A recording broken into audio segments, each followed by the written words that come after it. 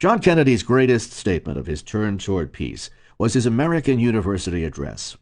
In an ironic turn of events, the Soviet Union became its principal venue. JFK's identification with the Russian people's suffering penetrated their government's defenses far more effectively than any missile could have.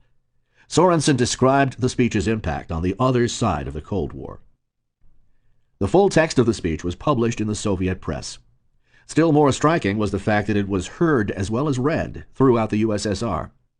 After 15 years of almost uninterrupted jamming of Western broadcasts by means of a network of over 3,000 transmitters and at an annual cost of several $100 million, the Soviets jammed only one paragraph of the speech when relayed by the Voice of America in Russian, that dealing with their baseless claims of U.S. aims, then did not jam any of it upon rebroadcast, and then suddenly stopped jamming all Western broadcasts, including even Russian-language newscasts on foreign affairs.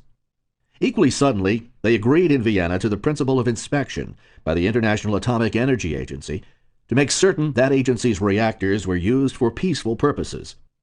And equally suddenly, the outlook for some kind of test ban agreement turned from hopeless to hopeful. Nikita Khrushchev was deeply moved. He told test ban negotiator Averell Harriman that Kennedy had given the greatest speech by any American president since Roosevelt. Khrushchev responded by proposing to Kennedy that they now consider a limited test ban encompassing the atmosphere, outer space, and water, so that the disputed question of inspections would no longer arise. He also suggested a non-aggression pact between NATO and the Warsaw Pact to create a fresh international climate. Kennedy's speech was received less favorably in his own country. The New York Times reported his government skepticism. Generally, there was not much optimism in official Washington that the president's conciliation address at American University would produce agreement on a test ban treaty or anything else. In contrast to the Soviet media, which were electrified by the speech, the U.S. media ignored or downplayed it. For the first time, Americans had less opportunity to read and hear their president's words than did the Russian people.